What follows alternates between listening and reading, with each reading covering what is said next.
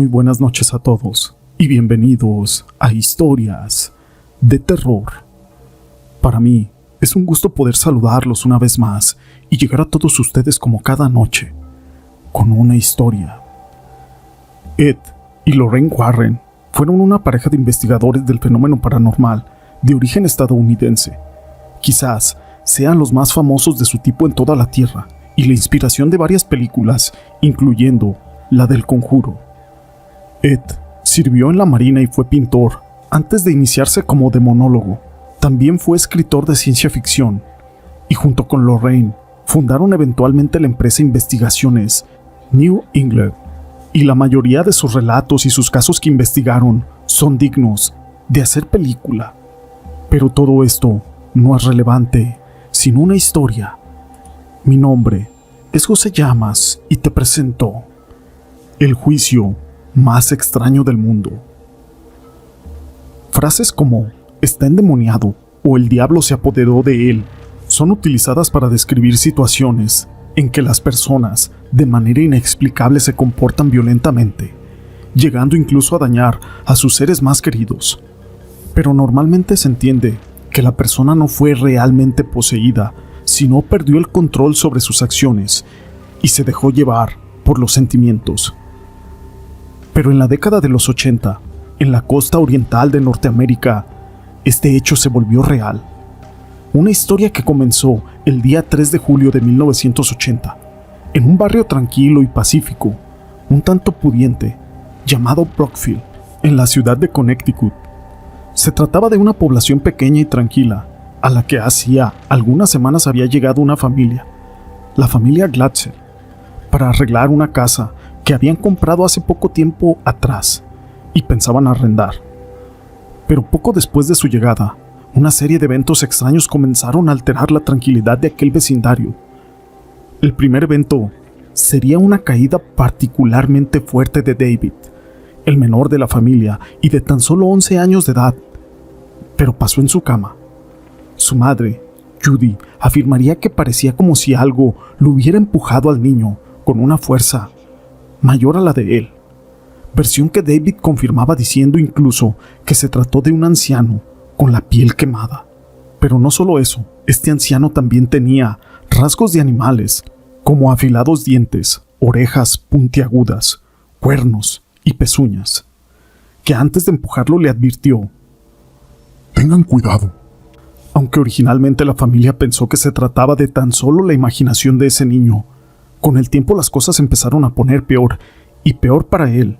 Aquel pequeño comenzó a levantarse sin poder dormir, a horas de la noche, llorando desconsoladamente.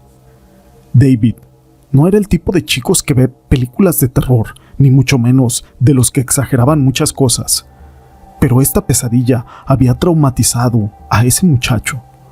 Luego de esa terrible pesadilla, el chico quedó completamente marcado y su carácter cambió radicalmente. Su hermana mayor, Debbie, quiso cuidar a su hermano, el pequeño, y pidió a su novio que lo esperara mientras le ayudaba a su familia en esos momentos difíciles. Pese a que la hermana se quedaba, la cosa no fue mejorando. David aún seguía teniendo esas aterradoras pesadillas. Ahora, el nombre bestia había amenazado a ese muchacho con llevarse su alma pura. De pronto, una mañana, David empezó a aparecer con extrañas marcas en su cuerpo, así como arañazos y golpes por toda su economía corporal, otorgándole un aspecto aterrador. Al parecer, esto ocurría siempre que David estaba dormido. Justo ese era el momento cuando aquellos ruidos extraños empezaban a presentarse. Todo se veía desde el ático, aunque nadie sabía de qué parte salían esos ruidos. Arnie, novio de Debbie, decidió quedarse para ayudarla en el cuidado de David. Arnie intentó buscarle una explicación lógica a todos estos ruidos de ese ático, como haría un buen investigador, pero no pudo dar con la respuesta clara. Ya habían pasado muchísimas noches en las que David aún no dormía como debería de hacerlo. Todos estaban desconcertados por ese fenómeno hasta que todo comenzó a ponerse más aterrador. David empezó a decir que durante el día podía ver al hombre bestia de sus pesadillas, pero con los ojos abiertos, Lo describía como un hombre anciano, de barba blanca y con una camisa de franela, en combinación con unos pantalones vaqueros. Sin saber a quién acudir, la familia Gleitzel pidió ayuda a un párroco de la iglesia. Este accedió a ir a su casa, pero de nada sirvió, ya que esto no parecía hacerle nada a ese joven. Los extraños ruidos que provenían del sótano empezaron a ser cada vez más y más fuertes que antes. Los sueños de David eran aún más fuertes y sus visiones diurnas eran cada vez peores, llegando al punto de que David empezó a hacer ruidos extraños con sus cuerdas vocales y a pronunciar dialectos poco frecuentes en chicos de su edad. Lo aterrador de esta parte de este caso es que empezó a pronunciar citas del libro Paradise Lost de John Milton, un poema de 10,000 versos escritos sin rima, que era una epopeya acerca del tema bíblico de la caída de Adán y de Eva. Cada noche, un miembro de la familia se quedaba despierto junto a David para vigilarlo. En muchas ocasiones le daban convulsiones y no querían que se quedara solo mientras estas ocurrían. El cura ya no sabía qué hacer, así que decidió llamar a la joven pareja que antes había hecho trabajos para él, los demonólogos Ed y Lorraine Warren. Los Warren aceptaron el caso. Así fue como el exagente de policía Ed Warren pidió hablar con aquel chico, y mientras lo hacía, Lorraine le observaba de cerca. Lorraine describía que mientras Ed entrevistaba a aquel chico, podía ver cómo una bruma oscura se formaba cerca de aquel muchacho. Aquello sin duda era de naturaleza oscura. El muchacho le dijo a Ed que no soportaba cuando este ser le cogía del cuello y de sus brazos, y siempre le dejaba marcas. Y en más de alguna ocasión, dijo haber sido golpeado por esta entidad oscura. Para los Warren era evidente. David estaba sufriendo de una posesión. Ellos con algunos sacerdotes más llevaron a cabo un exorcismo. En total, fueron 3 los rituales que se hicieron. Pero faltaba para liberar a David de los 43 demonios que éste albergaba en su cuerpo. En uno de estos rituales, Arnie estaba presente y con la ira recorriéndole todo su cuerpo hizo algo que nadie debe de hacer: desafiar a los demonios que David tenía en su interior. La amenaza no fue cualquiera. Les dijo que todos estos demonios eran unos cobardes, incapaces de poder enfrentarse a alguien más grande como él. Cuando todo hubo acabado, los Warren llamaron de inmediato a la policía y les pidieron por favor que mantuvieran vigilado a Arnie. Esto para que no pudiera haber alguna sorpresa. A medida de que el mes de noviembre empezaba, las cosas parecían ir de maravilla. Los padres por fin podían llevar a David a un psicólogo y este le diagnosticó con un leve síntoma de déficit de atención, pero nada más extraño. Y aunque David seguía sin poder dormir bien, fue entonces cuando Debbie y Arnie se mudaron de nuevo a su apartamento donde vivían antes de ir a ayudar a la familia. El dueño de ese apartamento era Alan Bono. Los días siguieron y David continuaba mejorando poco a poco, pero Arnie estaba empezando a cambiar. Durante sus 19 años jamás se había metido en problemas hasta aquel momento.